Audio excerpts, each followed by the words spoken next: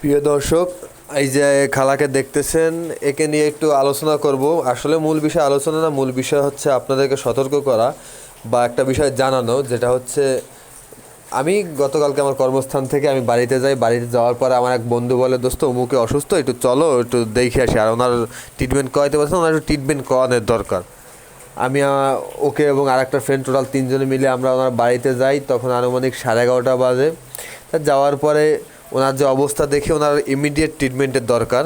আমরা ওনাকে 11:15 নাগাদ ওনাকে বরিশাল শেরেবাংলা মেডিকেল কলেজ নিয়ে যায়। ওখানে ওনাকে ভর্তি করা হয়। তারপরে ডাক্তার আসে, ডাক্তার দেখে শুনে ডাক্তার কিছু মেডিসিন দেয় এবং ডাক্তারের সাথে কথা বলার পর ডাক্তার এক পর্যায়ে বলে যে উনি হয়তো বা অতিরিক্ত মাদক জাতীয় কিছু বা জর্দা সেবন করতেছিল। পরে ওনার ছেলে বলে হ্যাঁ, ওনার ছেলের কাছে জিজ্ঞেস করার পর শুনি যে উনি জর্দা সেবন করে এবং এই জর্দা সেবন করার কারণে ওনার বাম সাইডে এমন অবস্থা হয়েছে যে আপনার গাল ফুলে কানের ভিতর থেকে, মানে মস্তিষ্কের ভিতর থেকে আপনার ওনার পুজ বের হইতেছে এবং গাল ফুলে গালের ভিতরে পয়জন হয়ে গেছে।